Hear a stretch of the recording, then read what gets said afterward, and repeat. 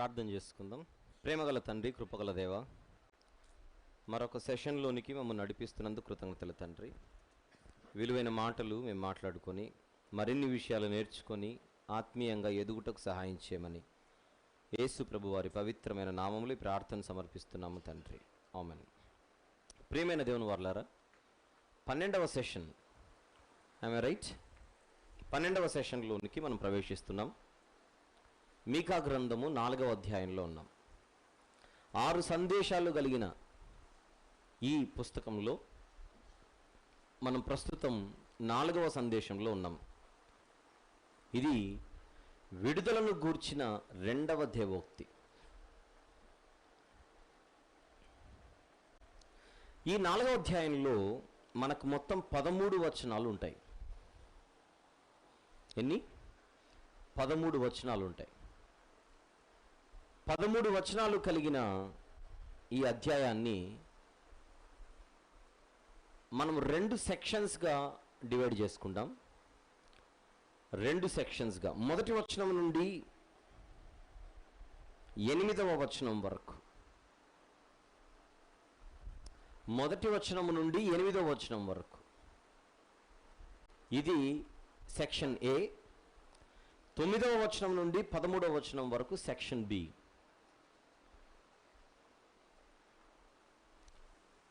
ప్రస్తుతం మనం సెక్షన్ ఏలో ఉన్నాం. అంత్య దినాలలో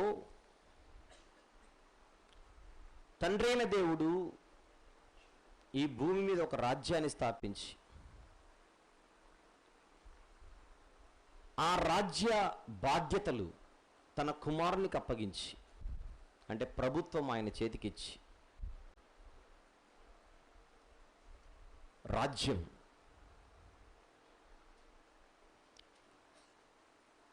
ఆ రాజ్యంలో సంఘం అనేది ఒకటి. ఆ సంఘ వైభవం ఎలా ఉంటుందో తెలియజేస్తున్నాడు. అది మనం మాట్లాడుకుంటున్నాం. ఎలా ఉంటుంది అక్కడ 3వ వచనం నుంచి, ఆయన మధ్యవర్తి అయి అనేక జనములకు న్యాయము తీర్చును, దూరమున నివసించు బలము గల అన్యజనులకు తీర్పు తీర్చును. వారు తమ ఖడ్గములను నాగటి నక్కులుగాను తమ ఈటెలను మచ్చుకత్తులుగాను సాగగొట్టుదురు. జనము మీదికి జనము ఖడ్గము ఎత్తక ఉండును. యుద్ధము చేయ నేర్చుకొనుట జనులు ఇక మానివేతురు అని చూస్తున్నాం.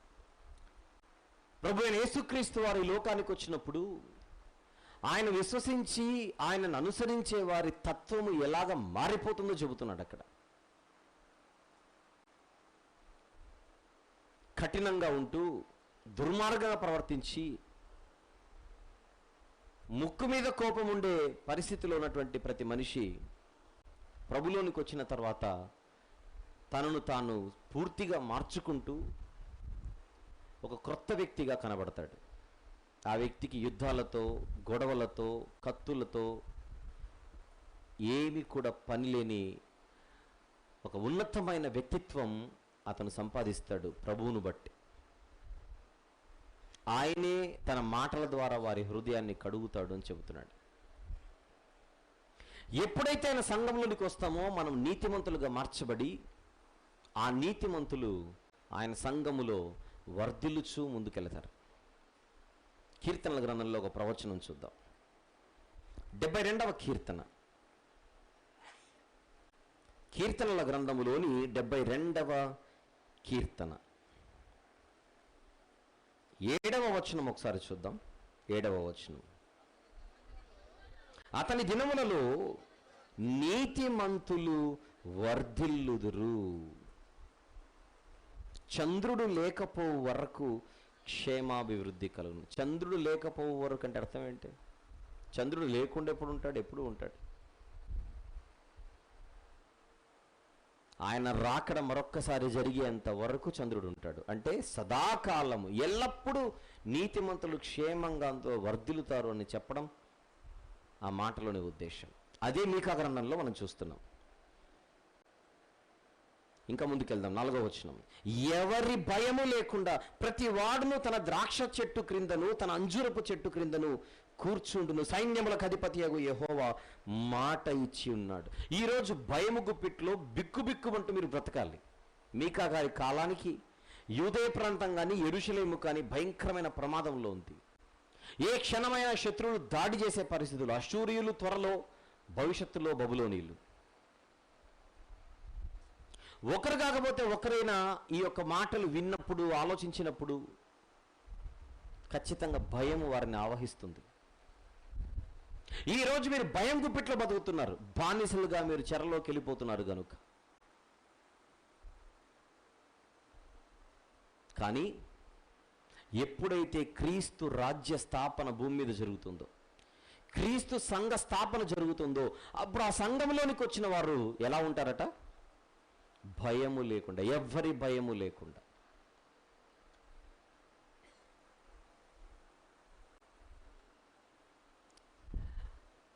నా మాట విని నా మాటల చొప్పున మీరు బ్రతికినప్పుడు మీరు భయపడవలసిన అవసరత లేదని అంతకుముందు పుస్తకాలలో కూడా దేవుడు చెప్పుకుంటూ వచ్చాడు. ఆ మాట దగ్గర మనం ఉన్నాం కనుక కొన్ని వచనాలు చూద్దాం ఒక్కసారి. లేవియాకాండం, పంచకాండాలలోనే ఆ మాటలు చెప్పుకుంటూ వచ్చాడు దేవుడు. 26వ అధ్యాయం, లేవియాకాండం 26వ అధ్యాయం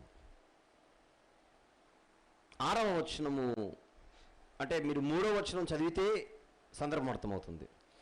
మీరు నా కట్టడలను బట్టి, లేవియాకాండం 26వ అధ్యాయం 3వ వచనం, మీరు నా కట్టడలను బట్టి నడుచుకొని నా ఆజ్ఞలను ఆచరించి వాటిని అనుసరించి ప్రవర్తించిన ఎడల, 6వ వచనం, ఇప్పుడు 6వ వచనం, ఆ దేశములో నేను మీకు క్షేమము కలుగజేసేదను, మీరు పండుకొనున్నప్పుడు ఎవడును మిమ్మును భయపెట్టడు. అంటే నా మాటల ప్రకారంగా మీరు ప్రవర్తిస్తే మీరు భయము లేకుండా హాయిగా బ్రతకొచ్చు అని ముందే దేవుడు వారు నడిపించే, ఐగుప్తు నుంచి కానాకు నడిపించే రోజుల్లోనే చెప్పినట్టుగా మనం చూస్తున్నాం. జెఫన్యా గ్రంథం చూద్దాం ఒకసారి, 3వ అధ్యాయం. జెఫన్యా గ్రంథము 3వ అధ్యాయం 13వ వచనం చూద్దాం. ఇశ్రాయేలీయులలో మిగిలిన వారు పాపము చెయ్యరు, అబద్ధం ఆడరు, కపటములాడు నాలుక వారి నోట ఉండదు. ఎప్పుడు ఉండదు ఇవన్నీ? ఎప్పుడు జరుగుతుంది ఇవన్నీ? ఎప్పుడైతే వాళ్ళు మందిరంలోనికి వస్తారో, సంఘంలోనికి వస్తారో, కడుగబడిన వారై అబద్ధం ఆడకుండా, కపటములాడకుండా, పాపము చేయకుండా వాళ్ళు బ్రతికే రోజులు భవిష్యత్తులో వస్తాయి. వారు ఎవరి భయము లేకుండా విశ్రాంతి గలవారై అన్నపానములు పుచ్చుకొందురు. భయం ఎందుకు లేదండి? ఈరోజు మనకు కూడా కొన్ని భయాలు ఉన్నాయి కదా అని మీరు అంటారేమో. ఈరోజు మన పరిస్థితి ఏంటి? నిజంగా యథార్థంగా మనము సేవ చేస్తూ, యథార్థంగా పని చేస్తూ మనం ముందుకెళ్తుంటే మన మనస్సులోని సిద్ధపాటు ఎలా ఉంటుంది? ఇలా దేవునికి ఆనుకొని, దేవునికి ఇష్టడిగా నేను బ్రతుకుతున్నంత కాలం ఈ క్రమంలో ఎవడైనా వచ్చి నన్ను లేపేసినా నాకు ప్రాబ్లం లేదు. చావుకు కూడా భయపడని జీవితాలు ఇవి. ఒక నీతిమంతుడి సిద్ధపాటు ఎలా ఉంటుందంటే, ఏం పర్లేదు, ఉంటే ఇక్కడ ఉంటాను, పోతే ఆయన దగ్గర ఉంటాను. బ్రతికితే ఆత్మీయుల మధ్య, పోతే పరమాత్ముడి దగ్గర. కనుక భయం ఉండదు మనిషికి. నీతిమంతుడికి భయం ఉండదు. దాని స్థితి గురించి మాట్లాడుతున్నాడు. ఎవడి భయము లేకుండా హాయిగా బతికేస్తారు. అలాంటి భవిష్యత్ మీకు నేను ఇవ్వబోతున్నాను అంటున్నాడు. యెహెజ్కేలు గ్రంథంలో కూడా చెప్పాడో లేదో చూద్దాం. 39వ అధ్యాయం.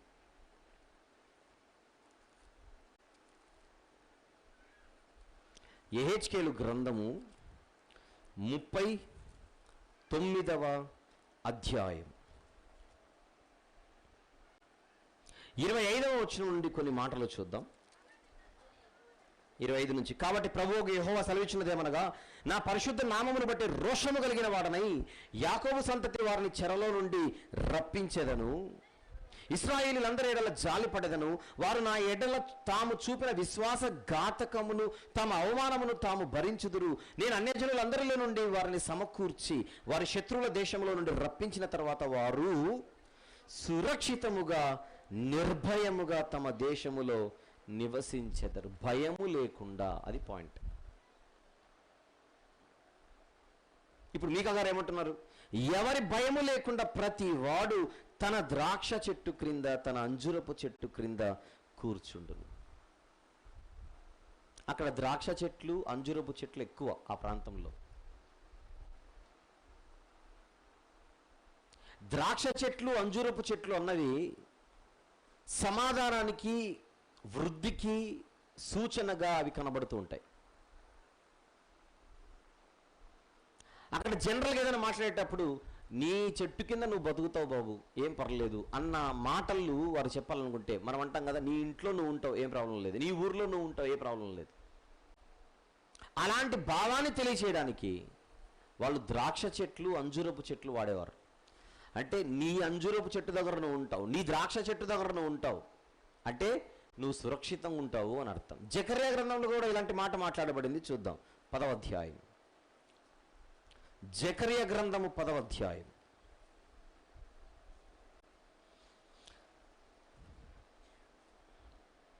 మూడవ అధ్యాయం చూద్దాం. 10 తర్వాత పోర్షన్లోకి వద్దాం. జకర్యా గ్రంథం 3వ అధ్యాయం 10వ వచనం చూద్దాం ఒకసారి. 10.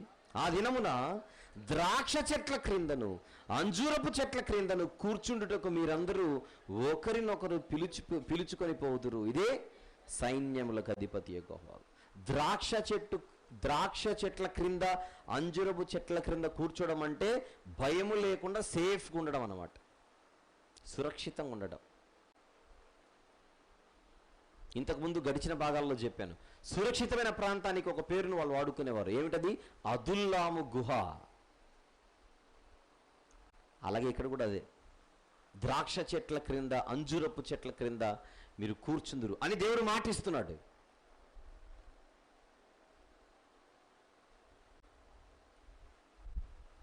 ఆ రోజు ఆ మందిరములో, ఆ సంఘంలో చేర్చబడిన వారు లేదా చేరిన వారి పరిస్థితి ఎలా ఉంటుందంటే, ఎవరు ఎవరిని పూజించినా, ఎవరు ఎవరిని కొలిచినా వీళ్ళు మాత్రం పట్టు వదలక, వారు నమ్ముకున్న దేవుణ్ణి విడువక, వాళ్ళ కుటుంబీకులు కావచ్చు లేకపోతే ఇంకెవరైనా కావచ్చు, వీళ్ళు మాత్రం ఆ ప్రభు పాదాల చెంతనే బ్రతుకుతారు, ఆయన మాత్రమే స్మరించి బ్రతుకుతారు. ఫర్ ఎగ్జాంపుల్ ఎవరో కాదు, ఈరోజు మన గురించి ఆలోచిద్దాం. మనందరం ఇశ్రాయేలీలు కాదు, రక్త సంబంధాన్ని బట్టి ఇశ్రాయేలీలు కాని వారమే. ఆ కోణంలో ఆలోచిస్తే మనందరం అన్యజనులమే. అన్యజనులమైన మనము క్రీస్తు సంఘంలోనికి వచ్చి బాప్తిస్మందు మన పాపాలు కడుక్కుని ఆ సంఘంలోకి చేర్చబడి ఈరోజు మన బతుకులు ఎలా ఉన్నాయి? ఒకటే కుటుంబం. ఆ కుటుంబంలో భార్య దేవుణ్ణి నమ్ముకోకపోతే భర్త మాత్రం ప్రభువునే పట్టుకొని వెళ్తుంటాడు. కొన్ని చోట్ల భర్త దేవుణ్ణి నమ్ముకొని ఉండడు, కానీ భార్య మాత్రం దేవునిలో కరెక్ట్గా ఉంటుంది. పేరుకు మాత్రం వీళ్ళిద్దరు భార్య భర్తలే, కానీ ఎవరి విశ్వాసం వారిది. మా ఆయన చెప్పాడు కదా అని మారే పరిస్థితి భార్యకు ఉండదు, మావిడ అడుగుతోంది కదా అని మారే పరిస్థితి భర్తకు ఉండదు. భార్యాభర్తలుగా జీవిద్దాం, కానీ నీకు ఎవరికి ఇష్టమైతే నువ్వు వారిని కొలుచుకో. నేను మాత్రం యెహోషువ గారు చెప్పిన మాట, మీరు ఎవరిని సేవించినా సేవించకపోయినా నేనును నా ఇంటి వారును యెహోవానే సేవించదాం. దాదాపు ఈరోజు ఇక్కడ ఉన్న మీ అందరి పరిస్థితి కూడా, మనందరి పరిస్థితి అదే.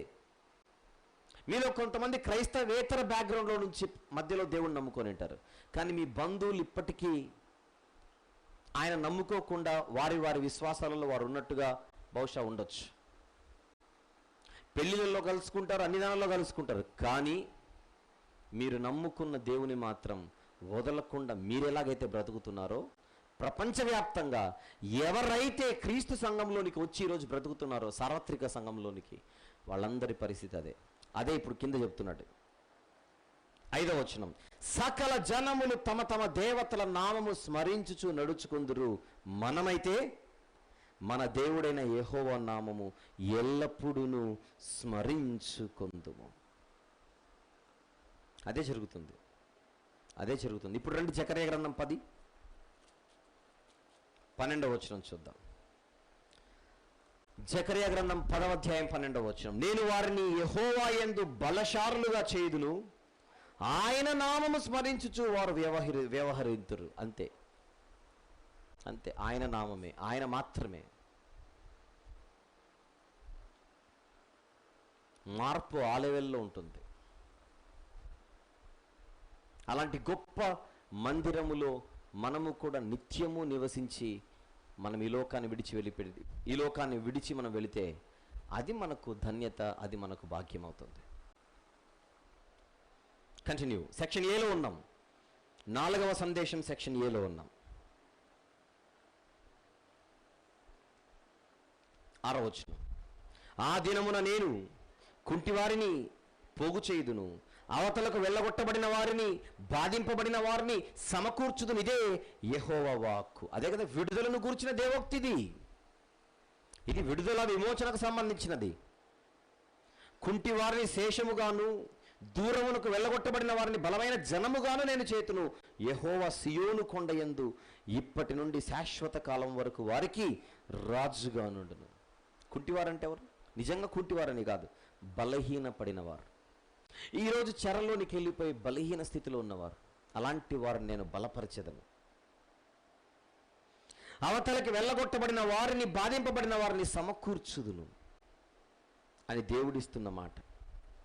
ఎవరైతే శేషముగా ఉంటారో చెరలోనికి వెళ్ళిపోయి, ఎవరైతే బలహీనంగా ఉంటారో, బలహీనంగా ఉంటూ శేషముగా ఉన్న వారిని, నన్ను నమ్ముకున్న వారందరినీ తిరిగి పోగు చేయుదును అంటున్నాడు. చూడండి, తీసుకుని వస్తాను.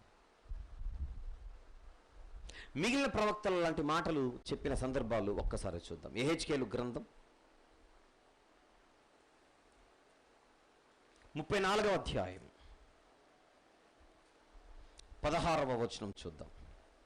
తప్పిపోయిన వారిని నేను వెదకెదను, తోలివేసిన దానిని మరలా తోలుకొని వచ్చేదను, గాయపడిన దానికి కట్టుకట్టుదును, దుర్బలముగా ఉన్న దానిని బలపరచుదును అంటున్నాడు. చూడండి, అదే యెహెజ్కేలు గ్రంథం 37వ అధ్యాయం. అదే యెహెజ్కేలు గ్రంథం 37వ అధ్యాయం. మీరు 21 నుంచి 23 కూడా రాసుకోవాల్సిందిగా మనవి. 21 నుంచి 23 కూడా మీకు అక్కడ కనబడుతుంది. అక్కడ కూడా ఎక్కడికైతే చెదిరిపోయారో అక్కడ నుంచి వారిని రక్షించేదను, తోడుకొని వచ్చేదను. భవిష్యత్తులో పర్టికులర్గా ఈ పోర్షన్ని మీరు చదివేటప్పుడు ఈ వచనాలు మీకు ఉపయోగపడతాయి అనేది నా ఉద్దేశం. కీర్తనల గ్రంథంలోని 147వ కీర్తన మనకు బాగా తెలిసిన మాట ఇది. కీర్తనల గ్రంథములోని 147వ కీర్తన 2వ వచనం ఒకసారి చూద్దాం.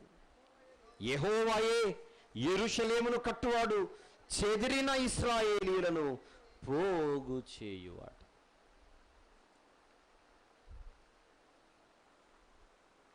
ఇవన్నీ వాగ్దానాలు. ఇవన్నీ కూడా ఏమిటవి? వాగ్దానాలు. ఇర్మియా గ్రంథం 31, ఇర్మియా గ్రంథం 31 8వ వచనము 9వ వచనం ఒక్కసారి చూద్దాం. 31, 8, 9. ఉత్తర దేశంలో నుండి నేను వారిని రప్పించుచున్నాను, గుడ్డి వారినేమి, కుంటివారినేమి, గర్భిణులనేమి, ప్రసవించు స్త్రీలనేమి, భూదిగంతముల నుండి అందరినీ సమకూర్చుచున్నాను. మహాసంఘమై వారిక్కడికి తిరిగి వచ్చేదరు. నేను చెప్పాను మీకు, విడుదలలో 2 ఉన్నాయి ఇక్కడ. ఒకటి కోరెషు ద్వారా వచ్చిన విడుదల. నిన్న విన్న వారికి, విని మర్చిపోకుండా జ్ఞాపకం పెట్టుకున్న వాళ్ళకి గుర్తుంటుంది. ఇది కోరెషు ద్వారా వచ్చే విడుదల త్వరలో జరిగేది. ఏ విడుదలది? బబులోను చెర నుంచి విడుదల. కానీ డిస్టెంట్ ఫ్యూచర్ లేదా అల్టిమేట్ ఫ్యూచర్లో మరొక విడుదల ఇశ్రాయేలీలకు ఉంది, ప్రపంచ ప్రజలకు ఉంది. దేని నుంచి విడుదలది? పాపము నుండి విడుదల. అది అసలైన విమోచన, అసలైన విడుదల. వారందరినీ పోగు చేతులు. మీరు కరెక్ట్గా ఆలోచిస్తే ఈరోజు మనందరము కూడా పోగు చేయబడిన వారమే, పోగు చేయబడుతున్న వారమే. ఎక్కడో పుట్టిన వారము, ఎక్కడో పెరుగుతున్న వారము. ఈరోజు మనందరం ఒక కుటుంబంగా కలుసుకుంటున్నాం. చూడండి, మనం ఎక్కడున్నా, ఎక్కడ బతుకుతున్నా ప్రపంచంలో ఈరోజు మనము క్రీస్తు సార్వత్రిక సంఘ కుటుంబ సభ్యులం. మనందరం దేవుని మందిరములోనికి పోగు చేయబడుచున్న వారం మనం. ఇది అల్టిమేట్ ఫ్యూచర్. ఇది అదే చెబుతున్నమాట. 7వ వచనం, బలమైన జనముగాను నేను చేతును, యెహోవా సియోను కొండయందు ఇప్పటి నుండి శాశ్వత కాలం వరకు వారికి రాజుగా ఉండును. యెహోవా రాజుగా ఉంటాడంటే తన ప్రియకుమారుని రాజుగా నియమిస్తాడని అర్థం. అక్కడ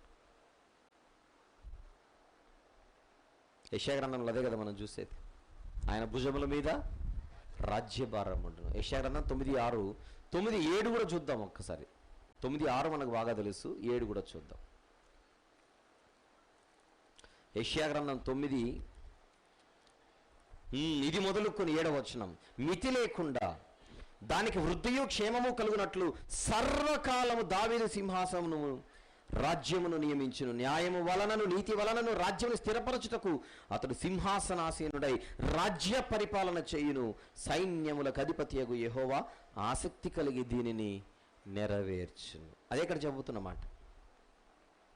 8వ వచనం, మందల గోపురమా సియోను కుమార్తె పర్వతమా, అంటే మందల గోపురమైన సియోను కుమార్తె పర్వతమైన రెండు ఒకటే. ఆ రెండే యెరూషలేము. గోపురం అంటే భద్రతకు సూచన.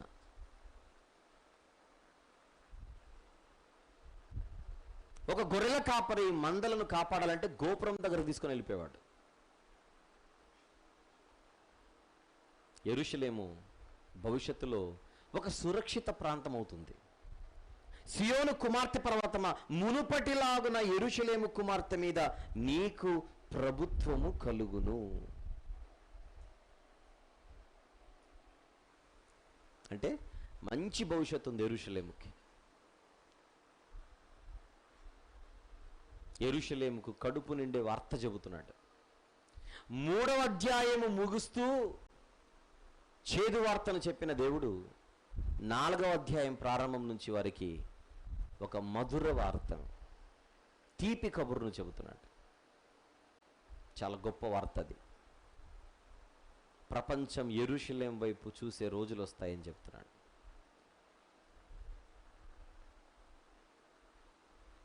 ఇది సెక్షన్ ఏ.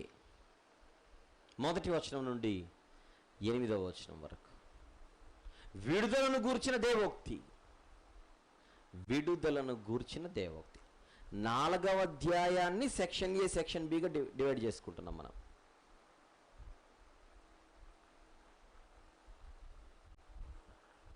అయితే ఇంకొంచెం ఫ్యూచర్లో మీరు కన్ఫ్యూజ్ అవ్వకుండా ఉండడం కోసం ఏం చేస్తారంటే, మనం మాట్లాడుతుంది ఎన్నో సందేశం? 4వ సందేశం. 4వ సందేశానికి టైటిల్ ఏంటి? విడుదలను గురించిన రెండో దేవోక్తి. దీంట్లో పార్ట్ 1, పార్ట్ 2 అని రాసుకోండి. ఇప్పుడు మనం పార్ట్ 1లో ఉన్నాం. పార్ట్ 1లో సెక్షన్ ఏలో ఉన్నాం. అది పార్ట్ 1 ఎక్కడి నుంచి ఎక్కడి వరకు? 4వ అధ్యాయం 1వ వచనం నుండి 4వ అధ్యాయం చివరి వచనం వరకు. అదంతా పార్ట్ 1. 4వ అధ్యాయం పార్ట్ 1 నుండి 4వ అధ్యాయం 1వ వచనం నుండి 4వ అధ్యాయం చివరి వచనం వరకు పార్ట్ 1. ఈ పార్ట్ 1లో సెక్షన్ ఏ, సెక్షన్ బి. ఎందుకంటే గ్రంథంలో ట్విస్టులు ఎక్కువ ఉన్నాయి. ఆ ట్విస్టులు ఏంటో మనకు తెలియకపోతే మనము 8 తర్వాత మన గ్యాప్ ఏం లేదు, 8 తర్వాత అండర్లైన్ ఏం లేదు, వెంటనే 9 ఉంది. మన గ్రంథం ఎలా అర్థమవుతుంది? అందుకే సెక్షన్స్గా డివైడ్ చేసి రేపు మీరు ఇంటికి వెళ్ళిన తర్వాత అలసట తీరిన తర్వాత నోట్స్ చూస్తే, ఓహో మీకా గ్రంథంలో ఇక్కడ నుంచి ఎక్కడ వరకు ఇది ఉందన్నమాట, దీని తర్వాత ఇది ఉందన్నమాట, దీని తర్వాత ఇది ఉందన్నమాట. అలా ఇంకో 1-2 సార్లు మీరు గ్రంథాన్ని ధ్యానిస్తే తెలియకుండానే మీకా గ్రంథం మీ మైండ్లో అలా ఫిక్స్ అయిపోతుంది. ఎక్కడున్నాం? 4వ సందేశం. 4వ సందేశంలో పార్ట్ 1లో ఉన్నాం. పార్ట్ 1లో ఇప్పుడే సెక్షన్ ఏ పూర్తి చేసుకొని సెక్షన్ బికి వెళ్తున్నాం. ఈ సెక్షన్ ఏకి చిన్న టైటిల్ ఇవ్వండి. ఇప్పటివరకు పూర్తయిన సెక్షన్ ఏకి చిన్న టైటిల్ ఇద్దాం.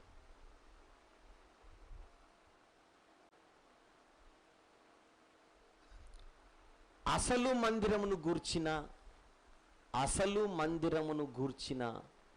ప్రవచనం. అసలు మందిరమును గూర్చిన ప్రవచనం.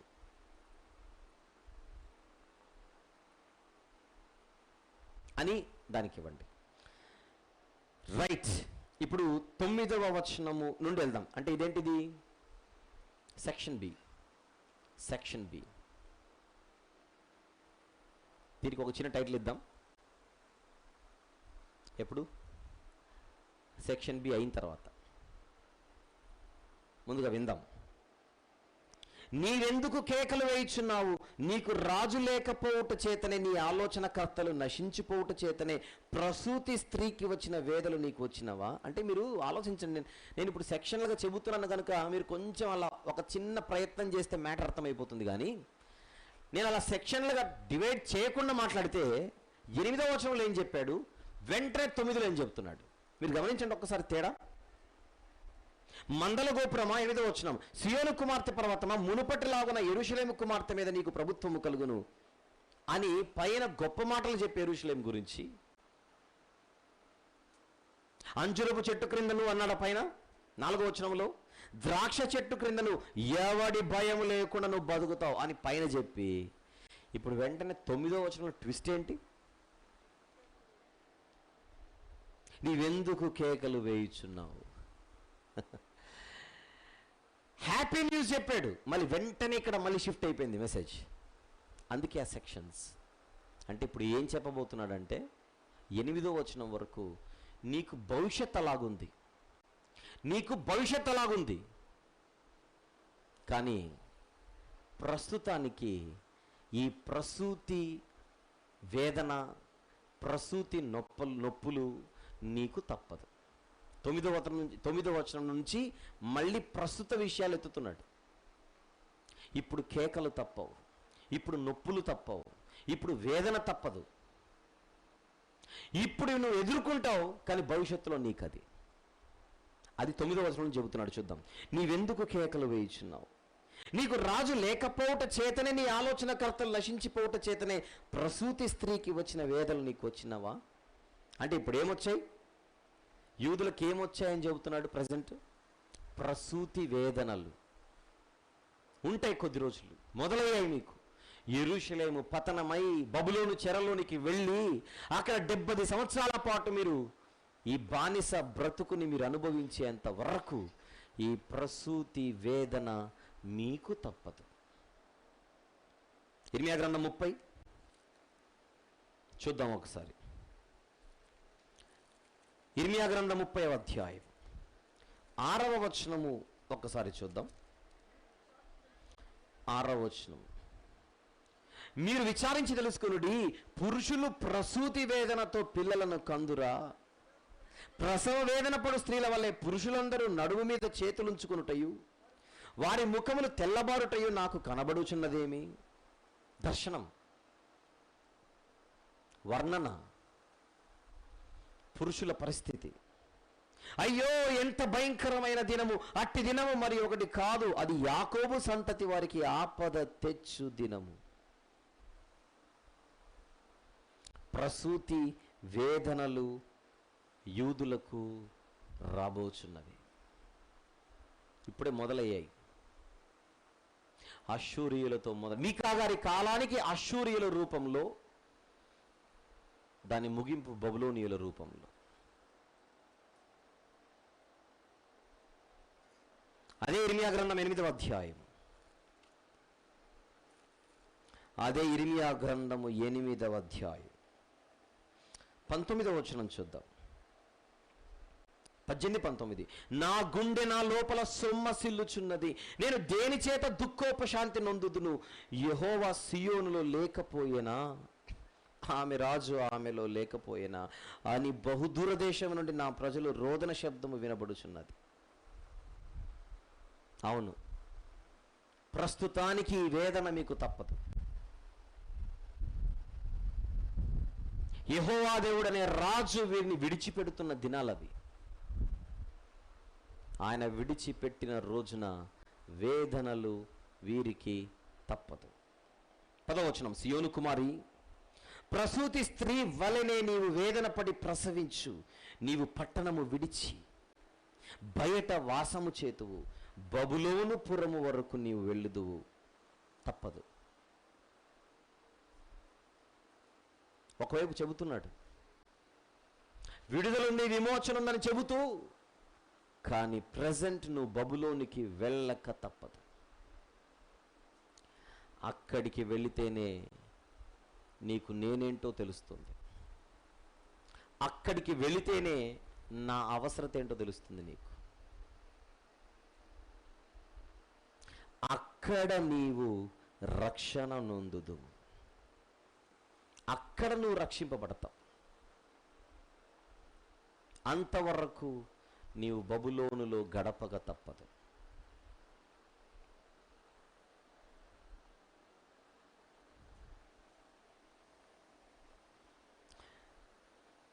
మీలో కొంతమందికి కొన్ని అనుభవాలు వచ్చి ఉంటాయి. ఇప్పుడు నేను చెబుతాను, అందరికీ కాకపోయినా కొందరికి కనెక్ట్ అయిపోతుంది అది. ఎలా అంటే, ఒకప్పుడు ఎంతమంది చెప్పినా మీరు మారలేదు. ఎందరో చెప్పారు, మారండి మారండి మారండి మారండి, మారలా. నువ్వెవడు చెప్పడానికి నాకు, నువ్వెవడు చెప్పడానికి నాకు? గర్వం ఆకాశం అంత ఉండేది మనకు. మంచి వ్యాపారం ఉంది, మంచి సంపాదన ఉంది, లేదా మంచి ఉద్యోగం ఉంది, ఏదో ధీమా, అప్పుల బాధలు లేవు, అద్దె కట్టాల్సిన అవసరం లేదు. ఏ సమస్య లేనప్పుడు మనిషి టాప్ లెవెల్లో ఉంటాడు. ఎదురుగున్నోడు కనపడ్డు, పైనున్న దేవుడు గుర్తుకురాడు. అయితే మొదట దేవుడు తన దాసుల ద్వారా చెప్పిస్తాడు, మారండి మారండి మారండి. మనుషులు చెప్తే మారకపోతే అప్పుడు దేవుడు ఏం చేస్తాడో చెప్పనా? చెయ్యి తీసుకొని మెడకాయపై పడేయాలని కొడతాడు. కొడితే దిమ్మ తిరగడం అంటారే, దిమ్మ తిరగడం అంటారే, ఒక్కసారిగా మొత్తం బ్లాక్ అయి ఏం జరిగిందో ఏం జరుగుతుందో ఏం జరుగుతుందో తెలుసుకునే లోపే మొత్తం క్లోజ్ అయిపోయి ఉంటుంది. వ్యాపారం అంతా ఎగిరిపోయి ఉంటుంది. ఒక్కసారిగా అప్పులు, ఒక్కసారిగా బాధలు, ఒక్కసారిగా అష్ట కష్టాలు. అసలు కష్టం అంటే, సమస్య అంటే, భయం అంటేనే తెలియని మీకు ఒక్కసారిగా మీరు జారిపోయారు. చూడండి, ఇక్కడున్న వారిలో అలాంటి అనుభవం ఎవరికైనా వచ్చిందా? వచ్చే ఉంటుంది. అలా వచ్చినప్పుడు నెమ్మదిగా సమాధానము లేని, ప్రశాంతత లేని, మనశ్శాంతి లేని ఈ గందరగోళ పరిస్థితిలో అన్నీ ఉన్నప్పుడు ఎవరైతే మీ దగ్గర ఉన్నారో ఈరోజు వారు దూరం అవగా, అన్నీ ఉన్నప్పుడు అందరూ నీకు స్నేహితులుగా ఉన్నారు, ఈరోజు ఏమీ లేకపోయేసరికి అందరూ నీకు దూరమైన ఈ స్థితిలో ఇప్పుడు నువ్వు ఎవరి గురించి ఆలోచించడం మొదలుపెట్టావు? ఆ దేవుని గురించి ఆలోచించడం మొదలుపెట్టావు. అలా ఆలోచించి ఆలోచించి ఆలోచించి చచ్చిపోదాము అని అనుకున్న నీవు ఈరోజు మళ్ళీ ఎందుకు బతికి ఇక్కడ ఉన్నావు అని అడిగితే, కేవలం ఆ కష్టకాలంలో నువ్వు దేవుణ్ణి తెలుసుకొని అప్పుడు పట్టుకుంటాడు దేవుడు, అప్పుడు గుర్తొస్తాడు నీకు దేవుడు. విషయం ఏంటంటే, అన్నీ బాగున్న రోజులు మనం యెరూషలేములో ఉన్నట్టు. ఆ టైం పోయిందంటే, మరొక టైంలోనికి మనం జారిపోతున్నామంటే, కష్టాల ఊబిలోనికి మనము జారిపోతున్నామంటే దాని అర్థం మనం బబులోనులోనికి, చెరలోనికి వెళ్ళిపోతున్నామని అర్థం. మీలో ఎవరెవరైతే జీవితంలో దెబ్బతిన్న టైంలో దేవుణ్ణి తెలుసుకున్నారో, ఆ దెబ్బతిన్న కాలమే మీరు బబులోనులో ఉన్న కాలం. ఆ బబులోనులో దేవుడు మీకేమిచ్చాడు? రక్షణ ఇచ్చాడు. చెబితే మారకపోతే కొట్టి మారుస్తాడు దేవుడు. కొట్టినా మారకపోతే చాప్టర్ క్లోజ్ చేస్తాడు. అంతే. ఇంకా ముందుగా చెప్పిస్తాడు మారాలి, లేదంటే పడతాయి, అప్పుడైనా మారాలి. అప్పుడు మారకపోతే చాప్టర్ క్లోజ్ చేయనైనా అంటాడు. అంతే. అప్పుడు అడ్రస్ గల్లంత అవుతుంది, ఆధార్ కార్డు మాత్రం ఇంట్లో ఉంటుంది. ఆధార్ కార్డు ఇంట్లో ఉంటుంది, ఆ ఇంట్లో మనం ఉండం. అంతే. ఈరోజు ఎవరైతే ఒకనాడు నేను బబులోనులో రక్షణ పొందానని మీకు ఆలోచన ఇప్పుడు నేను చెబుతుంటే పుడుతుందో, ఆ బబులోను నుండి మళ్ళీ దేవుడు ఎక్కడికి తీసుకొని వచ్చాడు మిమ్మల్ని? యెరూషలేముకి. అంతకుముందున్న యెరూషలేం మామూలు యెరూషలేం, ఈరోజు ఇది ఆత్మీయ యెరూషలేం. వీళ్ళకు కూడా అదే. యూదులకు రాజధాని యెరూషలేం, హాయిగా బతుకుతున్నారు. పంపాడు బబులోనికి. బబులో నుండి తిరిగి వచ్చేసరికి వాళ్ళ కోసం ఒక నూతన యెరూషలేం ఎదురు చూస్తోంది. ఏ యెరూషలేం అది? ఆత్మీయ యెరూషలేం. ఇప్పుడు చదవండి. బబులోను పురము వరకు నీవు వెళ్ళుదువు, అక్కడనే నీవు రక్షణ నొందుదువు. అక్కడెందుకు రక్షణ నొందాలి? ఇక్కడ నువ్వు మారేట్టుకు లేవు, ఇక్కడ నువ్వు రక్షణ పొందేట్టుకు లేవు. అసలు నీకు రక్షణ ఇక్కడే ఇద్దామనుకుంటున్నా, నువ్వు పొందట్లేదే. మరి పడితేనే మారట్లేదా? బాధ పడితే గాని బోధ పడట్లేదా? కొట్టించుకొని మారడం దేనికి చెప్పండి? దేవుడు మర్యాదగా చెప్పినప్పుడే మారిపోతే పోలా? ఈ సభలకు వచ్చిన మీతో దేవుడు ప్రతిరోజు మాట్లాడుతున్నాడు. ఎవరి ద్వారా? తన దాసుల ద్వారా. ఈ సందేశాలన్నిటి సారాంశం ఏంటి? పాపము నుండి నువ్వు బయటికి రావాలి, మారు మనసు పొందాలి, నీ పాపపు జీవితం కడగబడాలి. కడగబడాలంటే నీకు ఏకైక శరణ్యం ప్రభు అయిన యేసుక్రీస్తు వారు సిలువలో కార్చిన రక్తం. ఆ రక్తంలో నీ జీవితాన్ని నువ్వు కడుక్కోవాలి. చెబుతూనే ఉన్నారుగా 6 రోజులుగా. ఫైనల్ డేకి వచ్చాం. దీన్ని ఎలా చెప్పడం అంటారు? మర్యాదగా చెప్పడం అంటారు. తన దాసుల ద్వారా దేవుడు ఎప్పుడు మర్యాదనే చెప్పిస్తాడు. ఎన్నిసార్లు చెప్పినా ఎంత చెప్పినా మారకపోతే అప్పుడు దేవుడు ఇంకా మీరు జరగండి అయినా నేను ఎంటర్ అవుతానంటాడు. అంతే. తప్పిస్తాడు. ఇక దాసులను తప్పించి ఆయన ఎంటర్ అయితే, ఇంకా ఆయన ఎంటర్ అయిన తర్వాత ఎలా ఉంటుందో వీళ్ళు చూస్తున్నారుగా. ఇక్కడ ఆయన ఎంటర్ అయిన తర్వాత ఎలా ఉంటుందో మీరు చూస్తున్నారుగా. ఒక వచనం చూద్దాం, బాగుంటుంది. రాజుల గ్రంథంలో మర్యాదగా చెప్పించిన తర్వాత మారకపోతే పరిస్థితి అలానే ఉంటుంది. మరి ఏం చేద్దాం? 17వ అధ్యాయం, రాజుల 2వ గ్రంథం 17.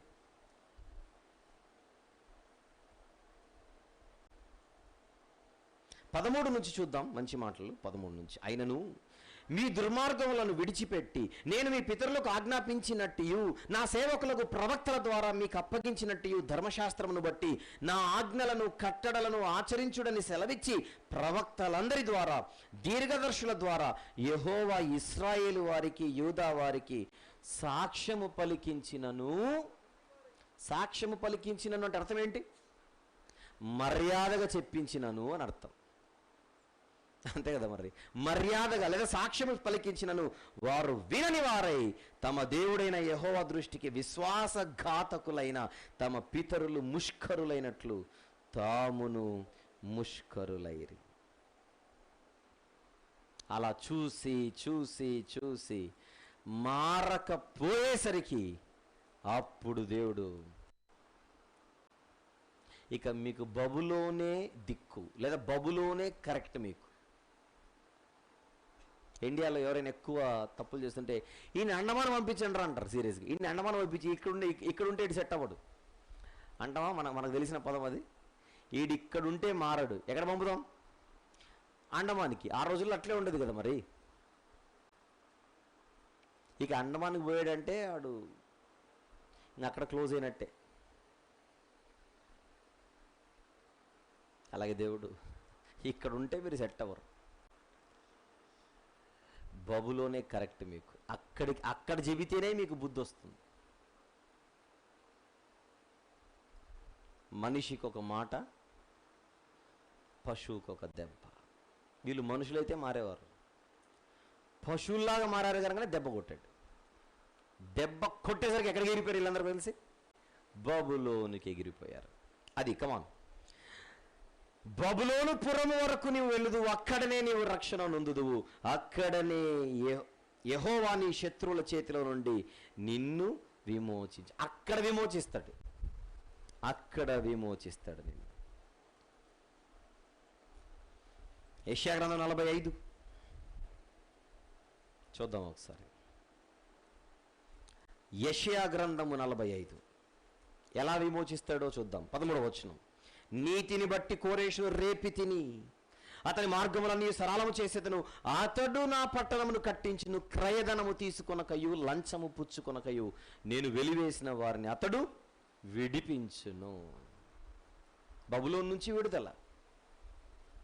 విడుదలలో 2 అని చెప్తున్నాను, నన్ను మర్చిపోకూడదు. అందుకే కోరేషు నుంచి విడుదల, యేసుప్రభు నుంచి విడుదల. కోరేషు నుంచి విడుదల త్వరలో, యేసుప్రభు నుంచి విడుదల అంత్య దినాల యందు,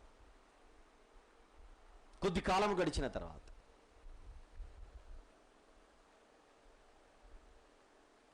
శత్రువుల చేతిలో నుండి నిన్ను ఆయన విమోచించును. 18వ కీర్తన 27వ వచనం చూద్దాం. కీర్తనల గ్రంథములోని 18వ కీర్తన 27వ వచనం. శ్రమ పడు వారిని నీవు రక్షించేదవు అంటున్నాడు. చూడండి, శ్రమ పడాలి. బుద్ధి రావాలంటే నాకు శ్రమనే కరెక్ట్ అని మనం అనుకుంటే ఇంకా శ్రమలోనే రక్షిస్తాడు దేవుడు.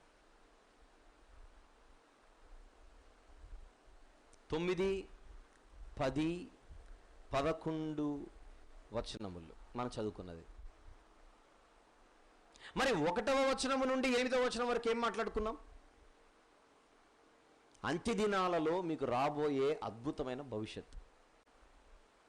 భవిష్యత్ అంతా సూపర్ మీక్ అని చెప్పాడు 8వ వచనం వరకు. 9 నుంచి 9, 10, 11 వరుసగా 3 వచనాలు. కానీ ప్రస్తుతం ఇది తప్పదు.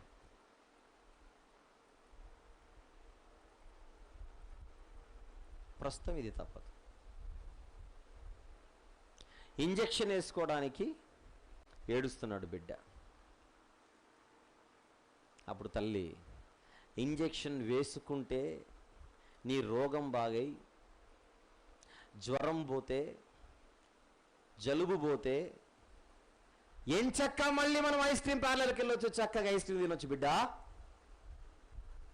నీకెందుకు? రేపు సాయంత్రం నువ్వు, నేను, డాడీ కలిసి ఐస్ క్రీమ్ పార్లర్కి వెళ్దాం. నిజమా మమ్మీ? నిజమే. నిజంగా ఐస్ క్రీమ్ పార్లర్, నిజంగా ఐస్ క్రీమ్ పార్లర్. కానీ అనింది తల్లి. కానీ ఏంటి కానీ? ఇప్పుడు నీకు సూది తప్పదు, అంతేనా? ఇప్పుడు నీకు ఇంజెక్షన్ తప్పదు. కానీ రేపు ఐస్ క్రీమ్ పార్లర్ కూడా షూర్. ఇప్పుడు మీకు ప్రసూతి వేదనలు తప్పవు, కానీ ఫ్యూచర్ మాత్రం మీదే. ఇప్పుడు విషయం ఏంటంటే, యూదులను దేవుడు శిక్షించేటప్పుడు చుట్టుపక్కలున్న మిగిలిన అన్యజనులు ఎవరైతే ఉన్నారో వీళ్ళు పండగ చేసుకొని బిర్యానీ తిన్నారట అందరు కూర్చొని. ఎప్పుడు గుర్తుపెట్టుకోండి ఒక మాట, ఇశ్రాయేలీలన్నా యూదులన్నా చుట్టుపక్కల ఉన్న అన్యజనులకు అస్సలు పడదు, అస్సలు పడదు. వాళ్ళు ఎలా ఉండేవాళ్ళంటే, అవసరమైతే మనందరం ఒక తాటి మీదకి వచ్చి, అవసరమైతే మనందరం ఏకమై ఇశ్రాయేలు అన్న పేరే భూమి మీద లేకుండా తుడిచేద్దామన్న స్కెచ్లు చాలాసార్లు వేశారు వీళ్ళు. ఒకటి చూద్దాం కీర్తనల గ్రంథంలో, అన్ని జనాల గురించి మాట్లాడుతున్నా.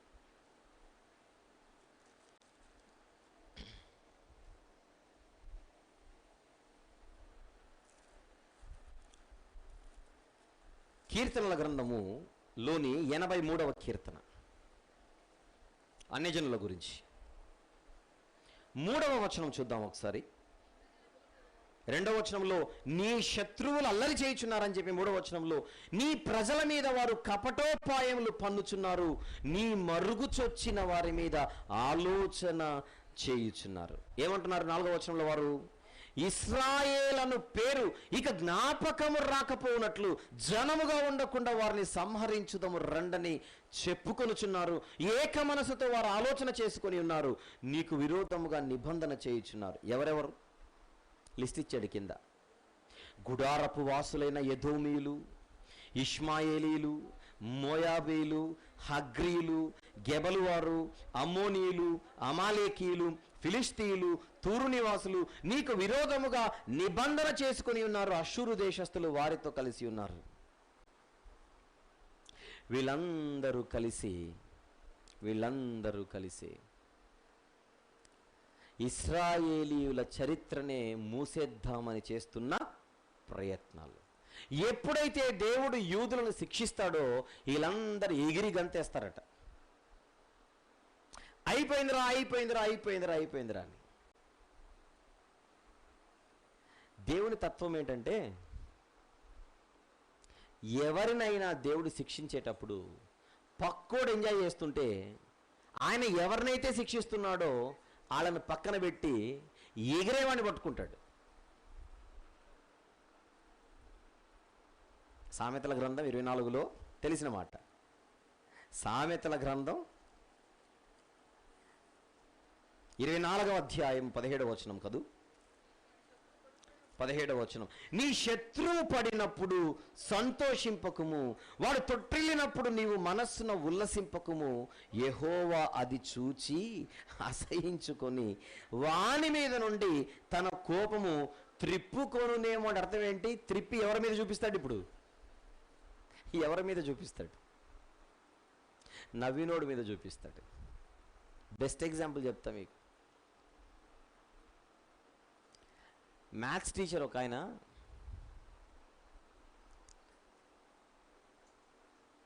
6వ తరగతి కుర్రోని లేపి ఒకడిని, ఒరే రెండెక్కని చెప్పురా అన్నాడట. 2 1 2 2 4 2 3 6 అని చెప్పాలాడు. ఇప్పుడు వాడు 4 దగ్గర బండి ఆగిపోయింది. ఆడిది 2 4 8 5 దగ్గరికి వెళ్ళట్లా. ఆయన 4 రోజులైంది చెప్పి నేర్చుకోమని. అడిగేసరికి చెప్పకపోయేసరికి మాస్టర్ గారికి కోపం వచ్చి బెత్తం తీసుకొని 2 వేసాడు. వేసేసరికి పక్కనున్నోళ్ళు మూతికి అడ్డం పెట్టుకొని నవ్వుతున్నారు. పిల్లల్ని గమనించండి, టీచర్ గారు ఒకరిని కొడుతుంటే వీళ్ళు ఎంజాయ్ చేస్తుంటారు బాగా.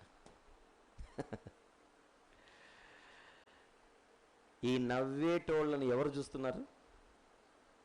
కొడుతున్న మాస్టర్ గారు చూస్తున్నారు. ముఖ్యంగా పక్కనోడు ఓవర్ చేస్తున్నాడు. వాడు కొడుతున్నాడు అంతా అబ్బా అబ్బా అబ్బా అన్నాడు, ఈ నవ్వుతున్నాడు పక్కన. అప్పుడు 4 దెబ్బలు కొట్టి మాస్టర్ గారు ఒరే నువ్వు కూర్చోరా అని నేను కూర్చోబెట్టి నువ్వు లేరా అన్నాడు. వాడనుకున్నాడు నన్ను కూడా 2వ ఎక్కమడుగుతాడని. అప్పుడు మాస్టర్ గారు ఒరే నువ్వు 16వ చెప్పురా అన్నాడు. అంతే. ఎన్నోది? 16. వీడికి 2 తప్పేం రాదు. వీడి ఎక్స్పెక్టేషన్స్తో ఉన్నాడు, నన్ను 2 అడుగుతాడని. నిజానికి మాస్టర్ గారు కూడా వీడిని కూడా 2 అడుగుదాం అనుకున్నాడు. మళ్ళీ 16కి ఎందుకు మారు మనసు వచ్చింది మాస్టర్ గారికి? ఈయన మార్చాడు, వీడి క్యారెక్టర్ మార్చింది. అప్పుడు పడ్డాయండి వీడికి, ఒరే నీ బతుకే సరిగ్లేదు నువ్వెందుకు నవ్వుతున్నావురా అని. అలాగే దేవుడు కూడా యూదులను శిక్షించేటప్పుడు పండగ చేసుకుంటున్న అన్యజనులను సైడ్ నుంచి చూశాడు. చూసి వీళ్ళను పంపించి వీళ్ళ భరతం పట్టాడు. అప్పుడు అదే మీకా గ్రంథం రండి 4వ అధ్యాయం 11వ వచనము చదువుకొని కిందికి వెళ్దాం. మనం ఏం చదువుకున్నాం ఇంతకుముందు? 10 సియోను కుమారి ప్రసూతి స్త్రీ వలనే నీ వేదన పడి ప్రసవించుము. నీవు పట్టణము విడిచి బయట వాసము చేతువు, బబులోను పురము వరకు నీవు వెళ్ళుదువు. అక్కడనే నీవు రక్షణ నొందుదువు. అక్కడనే యెహోవా నీ శత్రువుల చేతుల నుండి నిన్ను విమోచించును. అది చెప్పి శత్రువుల డైలాగులు ఏంటో చూడండి. ఇక్కడ మనము చూచుచుండగా సియోను అపవిత్రపరచబడును గాక అని చెప్పుకొనుచు అన్యజనులనేకులు నీ మీదికి కూడి వచ్చి ఉన్నారు. అనేకులు వచ్చారట. ఎవడి టైం అయినా సరిగా లేకపోతే అందరి నోర్లు లేస్తాయి చూడండి. ఏదైనా జరిగి మన టైం సరిగా లేదనుకోండి, అందరూ చెప్పేటోళ్ళే, అందరికీ నోరే. సలహాలు ఇస్తే అది వేరు. వీళ్ళేటట, వీళ్ళేంటి, అన్యజనులు అనేకులు నీ మీదికి కూడి వచ్చి ఉన్నారు. ఇది గమనించిన దేవుడు ఒక వచనం చూసి అక్కడికి వెళ్దాం. విలాపవాక్యములు 2వ అధ్యాయం. విలాపవాక్యములు 2వ అధ్యాయం 16వ వచనం చూద్దాం ఒకసారి. 15-16 చూద్దాం. త్రోవను వెళ్ళు వారందరూ నిన్ను చూచి చప్పట్లు కొట్టెదరు. వారు యెరూషలేము కుమారుని చూచి పరిపూర్ణ సౌందర్యము గల పట్టణమనియు సర్వభూనివాసులకు ఆనందకరమైన నగరి అనియు జనులు ఈ పట్టణమును గూర్చి అయినా చెప్పిరి అని అనుకొనుచు గేలి చేసి తల ఊచెదరు. నీ శత్రువులందరూ నిన్ను చూచి నోరు తెరచెదరు. వారు ఎగతాళి చేసి పండ్లు కొరుకుచు. బా, అది చూడండి ఏం చేస్తారట, దేవుడు శిక్షిస్తుంటే పండ్లు కొరుకుచు దాని మృంగివేసి ఉన్నాము, ఇదే కదా మనము కనిపెట్టిన దినము. అంటే ఎప్పటి నుంచో ఎదురు చూస్తున్నారట చుట్టూన్న వాళ్ళందరూ.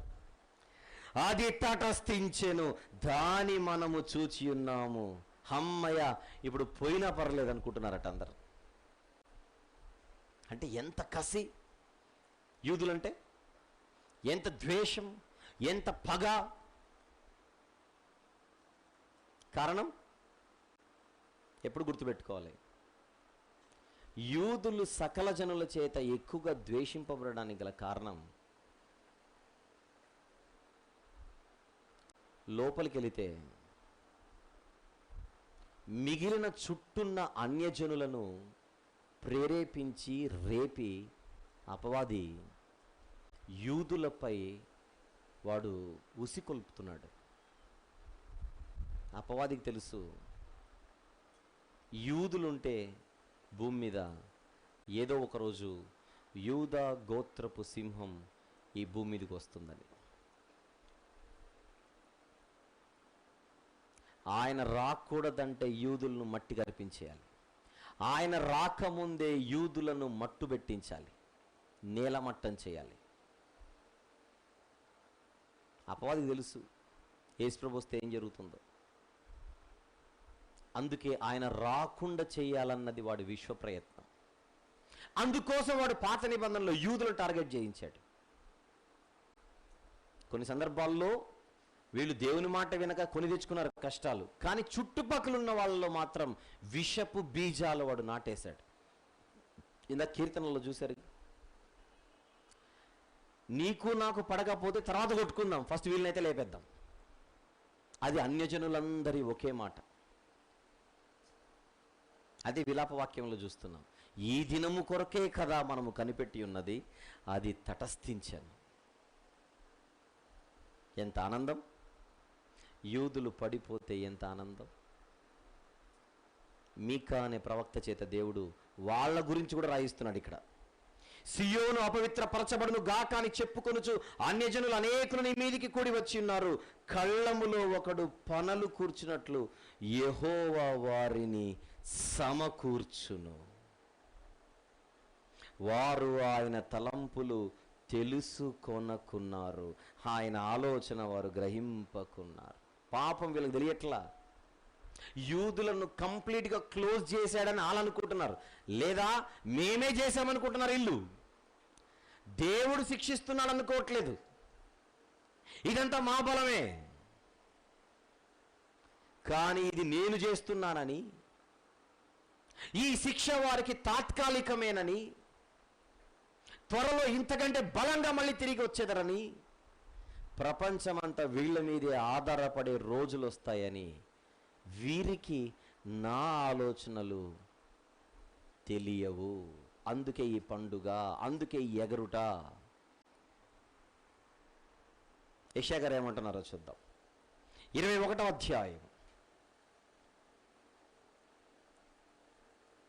యెషయా గ్రంథం 21. 10వ వచనం చూద్దాం.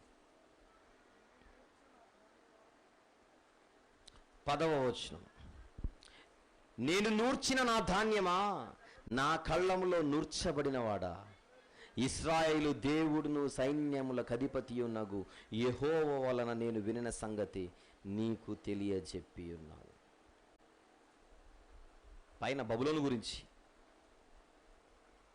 పై వచనంలో బబులోను గురించి.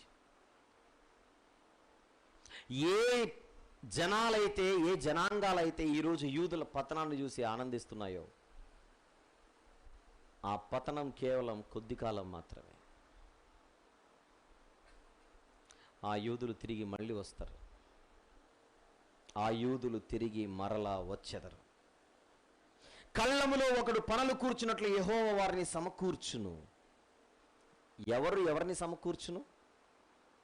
దేవుడు యూదులను సమకూర్చును. అయితే సమకూర్చుతాడన్న సంగతి ఎవరు ఎరుగకున్నారు? ఈ నవ్వుతున్న అన్యులు. ఆయన తలంపులు తెలుసుకొనుకున్నారు, ఆయన ఆలోచన వారు గ్రహింపకున్నారు. తిరిగి వారిని తీసుకొని వస్తాడన్న సంగతి.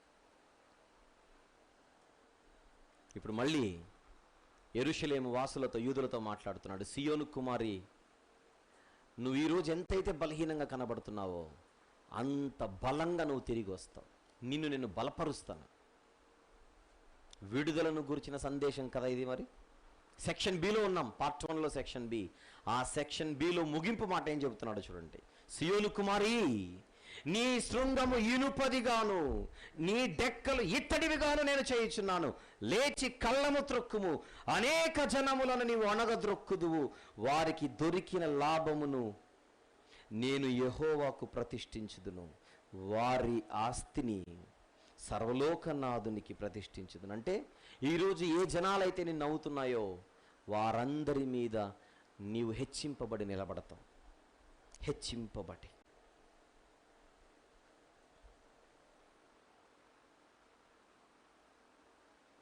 కోరేషు ద్వారా విడుదల పొంది వచ్చిన యూదులు ఎవరైతే ఉన్నారో వారు ఇవన్నీ చేస్తారని కాదు. ఈ 4వ అధ్యాయంలో చెప్పబడుతున్నది ఆత్మీయ యెరూషలేమును గూర్చి. అది మనసులో పెట్టుకోండి. కొన్ని మాటలు మాత్రమే భౌతిక యెరూషలేం గురించి చెప్పబడుతున్నాయి. వాళ్ళు వస్తారు తిరిగి అని, బబులోనుకి వెళ్ళి తిరిగి వస్తారని. ఆత్మీయ యెరూషలేమును గూర్చి చెప్పబడుతున్న అధ్యాయం ఇది. కోరేషు ద్వారా రావడం అనేది పరిపూర్ణమైన ప్రవచనములో కొంతమేరకు మాత్రమే. కానీ పరిపూర్ణ నెరవేర్పు ఎవరి ద్వారా వస్తుంది? ప్రభువైన యేసుక్రీస్తు వారి ద్వారా వస్తుంది. అది నిన్ను బలపరచెదను, నిన్ను నేను బలపరచెదను. ఇర్మియా గ్రంథం 51వ అధ్యాయంలో ఉన్న మాటలు చూద్దాం ఒక్కసారి. ఇర్మియా గ్రంథము, మిగిలిన ప్రవక్తలు కూడా ఎలాంటి భరోసా దేవుని చేత ప్రేరేపించబడిన వారై వాళ్ళు మాట్లాడారో చూద్దాం. 33వ వచనం చూద్దాం. ఇర్మియా గ్రంథం 51:33. ఇశ్రాయేలు దేవుడును సైన్యములకు అధిపతియునగు యెహోవా ఇలాగు సెలవిచ్చుచున్నాడు, బబులోను పురము చదరము చేయబడిన కళ్ళము వలె ఆయను, ఇక కొంతసేపటికి దానికి కోతకాలం వచ్చును. బబులోనికి కోతకాలం అంటే ఇశ్రాయేలీలకు విడుదల. అదే యెషయా 21:10లో చూసింది మనం. అదే యెషయా గ్రంథం 21 మనం 10లో చూసింది. బబులోనును ఊడి చేసే రోజులు త్వరలో ఉన్నాయి. ఎప్పుడు వస్తాయి? దానికంటే ముందు మీరు చెరలోనికి వెళ్ళాలి. 41వ అధ్యాయం యెషయా గ్రంథం, 41వ అధ్యాయం యెషయా గ్రంథం 15వ వచనము చూద్దాం. కక్కులు పెట్టబడి పదునుగల క్రొత్తదైన నురిపిడి మ్రానుగా నిన్ను నియమించుచున్నాను. నీవు పర్వతములను నూర్చుదువు, వాటిని పొడి చేయుదువు, కొండలను పొట్టువలే చేయుదువు. నీవు వాటిని గాలించగా గాలి వాటిని కొనిపోవును, సుడిగాలి వాటిని చెదరగొట్టును. నీవు యెహోవాను బట్టి సంతోషించుదువు. ఉంది నీకు భవిష్యత్, ఉంది నీకు భవిష్యత్.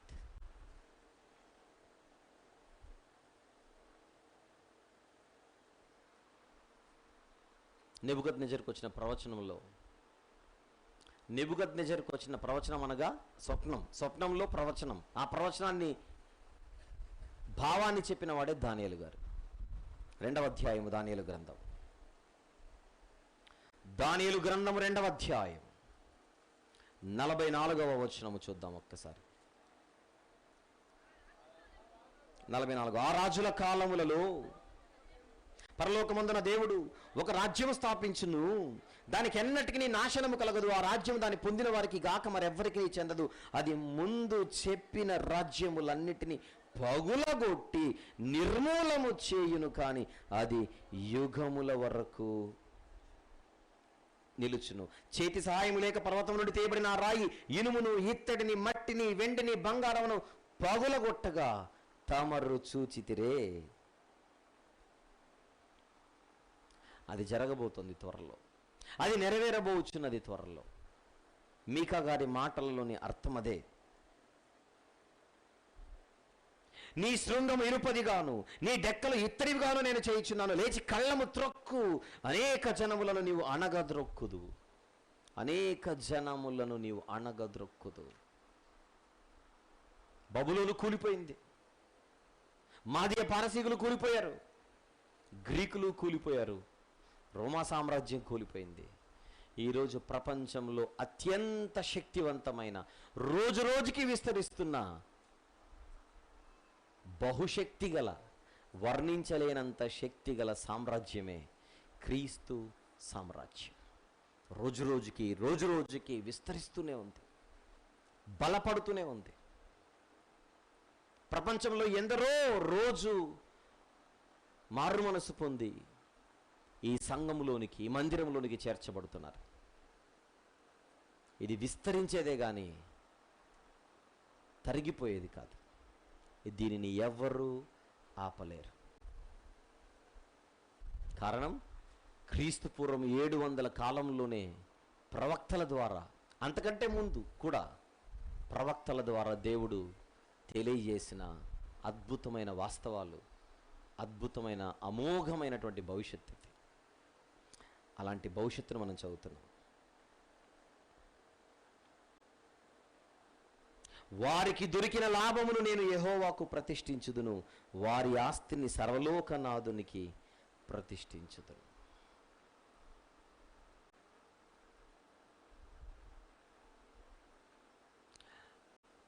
జీవము గల దేవునికి సంబంధించని వాటి ప్రభావం ఒకప్పుడు మనందరి జీవితాల్లో ఉండేది. కానీ అవన్నీ ఈరోజు తీసేసి మన జీవితాన్ని కాస్త ఎవరికి సమర్పించేశాం? దేవునికి సమర్పించేశాం. మన బ్రతుకులు కాస్త ఆయన యందు ప్రతిష్ఠింపబడుచున్నవి. ఈరోజు లోకం ఏదైతే మనల్ని కోరుకుంటుందో దాన్ని తీసుకొని వచ్చి మనం ఎవరికి ఇస్తున్నాం? దేవునికి ఇస్తున్నాం. లోకం మన సమయాన్ని అడుగుతుంది, లోకం మన ఆలోచనలు అడుగుతుంది, లోకం మన ఆశలను కోరుకుంటుంది.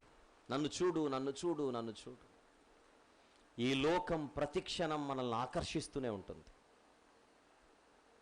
ఒక్క మాటలో మన హృదయాన్ని ఈ లోకం అడుగుతోంది.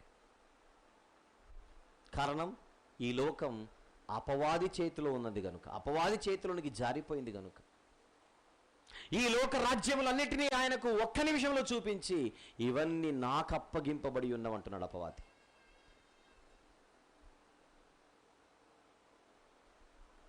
అదే లోకం ఈరోజు మనల్ని కోరుకుంటుంది. రా రా రా అని ఆకర్షిస్తూ.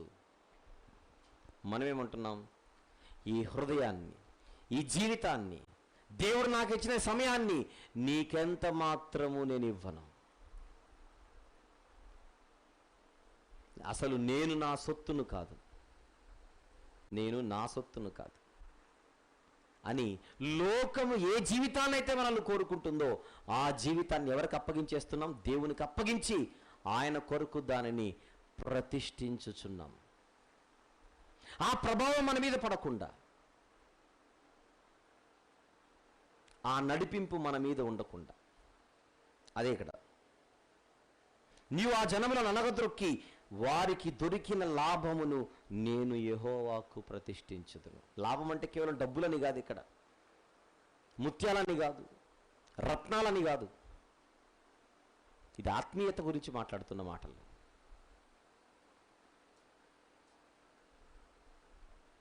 ఒకవైపు లోకం, ఒకవైపు దైవం, మధ్యలో నీవు నేను. ఎవరితో మన స్నేహం? నీ స్నేహం లోకముతోనా, దైవముతోనా? దైవముతో స్నేహము చేస్తే నువ్వు లోకానికి శత్రువు, లోకముతో స్నేహం చేస్తే నువ్వు దైవానికి శత్రువు. ఈ లోక స్నేహము దేవునితో వైరం. ఇది సెక్షన్ బి. సందేశం 4, పార్ట్ 1. 4వ సందేశం పార్ట్ 1లో ఉన్నాం. సెక్షన్ ఏ ముగించుకున్నాం, సెక్షన్ బి కూడా ముగించుకున్నాం. ఈ సెక్షన్ బికి నేను టైటిల్ ఇస్తానన్నాను, గుర్తుందా? మర్చిపోయారు మీరు. ఎప్పుడు ఇస్తానన్నాను? అయిపోయిన తర్వాత ఇస్తానన్నాను. ఇప్పుడు అయిపోయిందిగా, ఇక రాసుకోండి.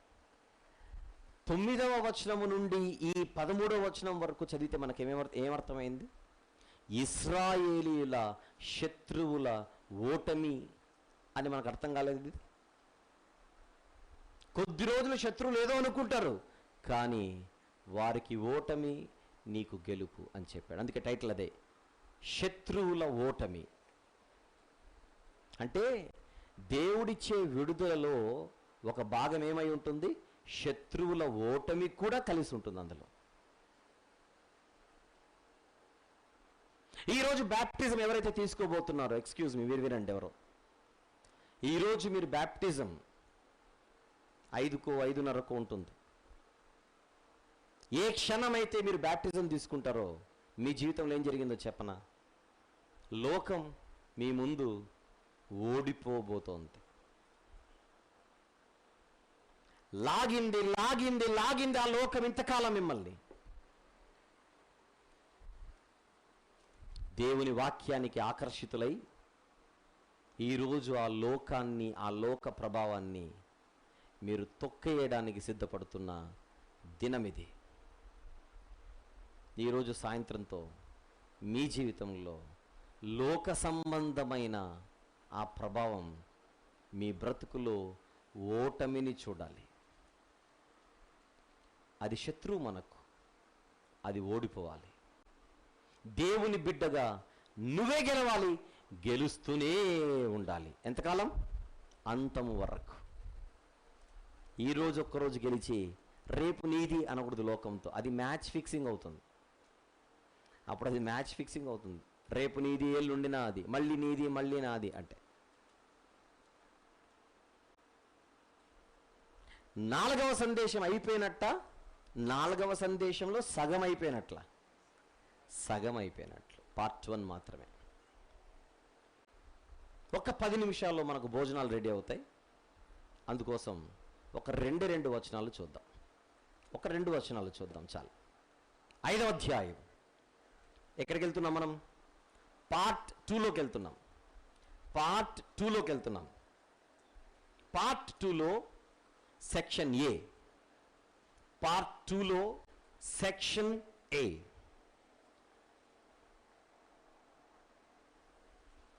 ఎక్కడి నుంచి ఎంతవరకు అనేది మనం మాట్లాడుకున్న తర్వాత మనం మాట్లాడుకుందాం. ముందు మొదటి వచనం చదువుదాం. అయితే సమూహములుగా కూడుదానా, సమూహములుగా కూడుము, శత్రువులు మన పట్టణము ముట్టడి వేయుచున్నారు. సమూహములంటే సైన్యాలు. యెరూషలేమా? మళ్ళీ అదే పాయింట్, ట్విస్ట్ ఇది ట్విస్ట్. ఇది యెరూషలేమా, ఇప్పుడు నువ్వు సైన్యాలను సిద్ధపరచుకోవాలి. ఎందుకు? భవిష్యత్తులో విడుదలైతే ఉంది నీకు, కానీ ప్రస్తుతం మాత్రం శత్రువులు నీ మీదకి వస్తున్నారు. శత్రువులు మన పట్టణము ముట్టడి వేయుచున్నారు. వారు ఇశ్రాయేలీయుల న్యాయాధిపతిని కర్రతో చెంప మీద కొట్టుచున్నారు. ఇప్పుడు అంటే భవిష్యత్తులో ఏం రాబోతుందో చెబుతూ ప్రస్తుతం మాత్రం ఇవి ఎదుర్కోక తప్పదు నువ్వు మరి అని చెప్పడం. రెండు రెండు ఏమంట? శత్రువులు మన పట్టణము ముట్టడి వేయుచున్నారు, వారు ఇశ్రాయేలీల న్యాయాధిపతిని కర్రతో చెంప మీద కొట్టుచున్నారు.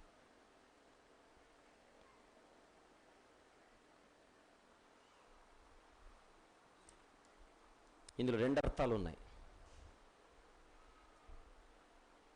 అందులో ఒకటి, శత్రువులు ఇశ్రాయేలీల మీద పడి వారిని బబులోనుకి తీసుకొని వెళ్ళేటప్పుడు వాళ్ళు తీసుకొని వెళ్ళే సమయంలో, అంటే ఇశ్రాయేలీలు కాదు ఇక్కడ మాట్లాడేది, నేను యూదుల గురించి, యూదులను బబులోనికి తీసుకొని వెళ్ళే ఆ సమయంలో యూదుల న్యాయాధిపతి అంటే రాజు, యూదుల రాజు ఎవరైతే ఉన్నారో ఆయన ఏం చేశారో చూడండి ఒక్కసారి.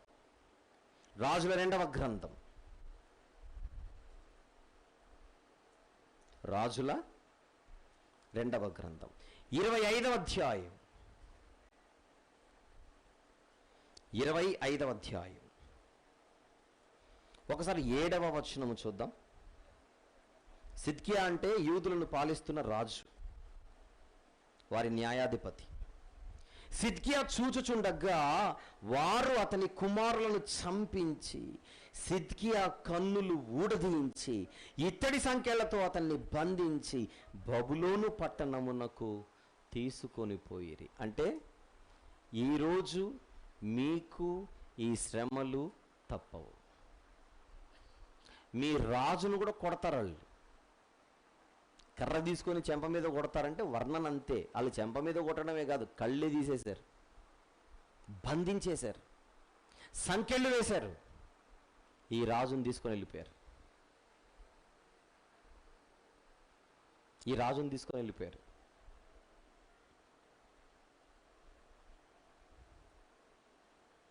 విలాపవాక్యములు 3వ అధ్యాయం,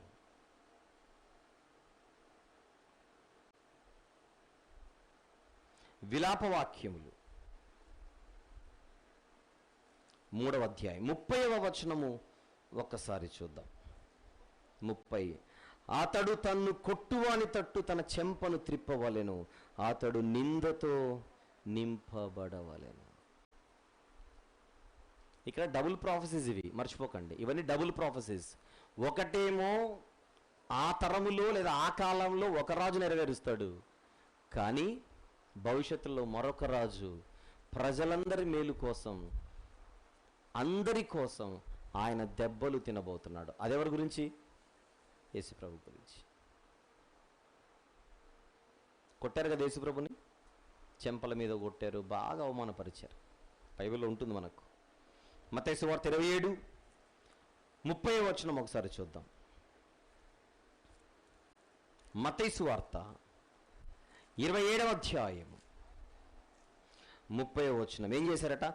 ఆయన మీద ఉమ్మివేసి ఆ రెల్లును తీసుకొని దానితో ఆయనను తల మీద కొట్టిరి. మార్కు సువార్త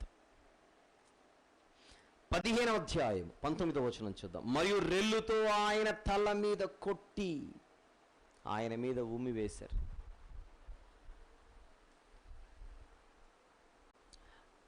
శత్రువులు, మీకా గ్రంథం 5వ అధ్యాయం 1వ వచనంలో, శత్రువులు మన పట్టణము ముట్టడి వేయుచున్నారు. అలా పట్టణాన్ని ముట్టడి వేసినప్పుడు రాజును ఏం చేస్తారట? వాళ్ళు కొడతారు. సిద్కియాను కొట్టారు. అది ఒక భావం, ఒక అర్థం, ఒక సెన్స్లో ఉంది. కానీ భవిష్యత్తులో ఎవరికి జరగబోతుంది? అది యేసు ప్రభుకు జరగబోతుంది.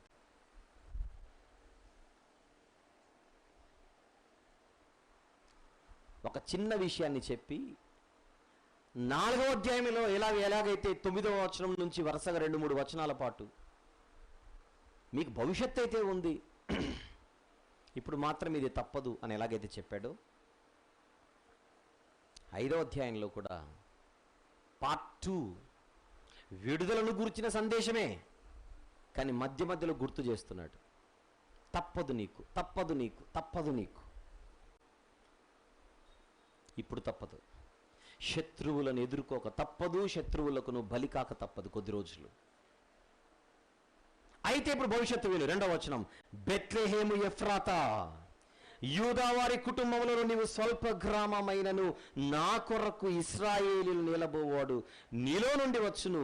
పురాతన కాలము మొదలుకొని శాశ్వత కాలము ఆయన ప్రత్యక్షమగుచుండెను అని నెమ్మదిగా మొదటి వచనంలో నీకు శ్రమ తప్పదు అని చెప్పి ఒక మాట వెంటనే చెబుతున్నాడు, భవిష్యత్తు నీది అమోఘమైనది. ఎందుకు? ప్రపంచాన్ని ఏలబోవు రారాజు నీలో నుండి రాబోచున్నాడు. యేసుప్రభు ఇశ్రాయేలీలకు మాత్రమే కాదు, ప్రపంచానికి రారాజు. ఆ రారాజు రాక యూదా నీలో నుండి జరగబోతోంది. ఆ యూదాలోని బెత్లెహేమ నీలో నుండి జరగబోతోంది.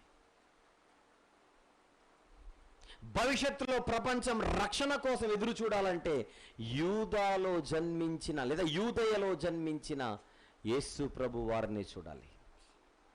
అలాంటి గొప్ప స్థానం యూదయ దేశమా, యూదయ ప్రాంతమా నీకు దేవుడు ఇవ్వబోతున్నాడు. అది నీ భవిష్యత్. ప్రస్తుతానికి బబులోను తప్పదు, తర్వాత వైభవము నీకు తప్పదు. దీన్ని చూడాలి, నువ్వు దాన్ని చూడాలి. అందుకే పార్ట్ 2లో ఇది సెక్షన్ ఏ. సెక్షన్ ఏకి టైటిల్ రాసుకోండి, రారాజు గారి రాక. రారాజు గారి రాకను గూర్చిన ప్రవచనం అనండి. రారాజు గారి రాకను గూర్చిన ప్రవచనం అని వ్రాయండి.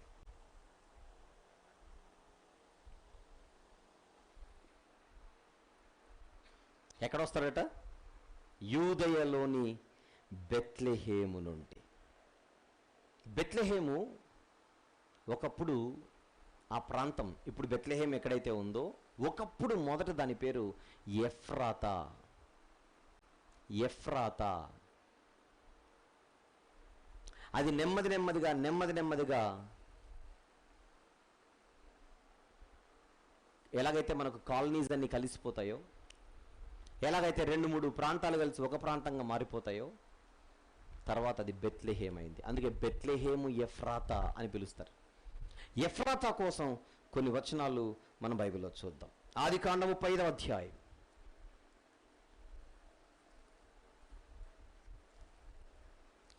ఆదికాండము 35వ అధ్యాయం 19వ వచనము ఒకసారి చూద్దాం. అట్లు రాహేలు మృతి పొంది బెత్లెహేమను ఎఫ్రాతా మార్గమున పాతి పెట్టబడెను. బెత్లెహేమను ఎఫ్రాతా మార్గం అన్నాడు చూడండి. ఆ ఎఫ్రాతు ప్రాంతంలో ఉన్న వాళ్ళందరినీ ఎఫ్రాతీయులు అని పిలుస్తారు. భారతదేశంలో ఉన్న వారిని ఏమని పిలుస్తున్నారు? భారతీయులు. ఎఫ్రాతాలో ఉన్న వారిని ఎఫ్రాతీయులు అని పిలుస్తారు. కొన్ని చూద్దాం ఒకసారి, ఇంకొన్ని వచనాలు. 48వ అధ్యాయము ఆదికాండం 7వ వచనం చూద్దాం ఒకసారి. 7వ వచనం, పద్దనరాము నుండి నేను వచ్చుచున్నప్పుడు ఎఫ్రాతాకు ఇంకొంత దూరం నుండగా మార్గమున రాహేలు కనాను దేశంలో నా ఎదుట మృతి నొందెను. రూతు గ్రంథం 1వ అధ్యాయం 2వ వచనంలో మనకు ఎఫ్రాతీయులు కనబడుతున్నారు. రూతు గ్రంథము 1వ అధ్యాయం 2వ వచనం, ఆ మనుషుని పేరు ఎలీమెలెకు, అతని భార్య పేరు నయోమి, అతని 2 కుమారుల పేర్లు మహ్లోను కిల్యోను. వారు యూదా బెత్లెహేము వారైన ఎఫ్రాతీయులు. ఎఫ్రాతీయులు కరెక్ట్గా మాట్లాడితే దావీదు కూడా ఎఫ్రాతీయుడే. ఆయన తండ్రి కుటుంబం ఎఫ్రాతీయులుగా పిలువబడినవారు. సమూయేలు మొదటి గ్రంథం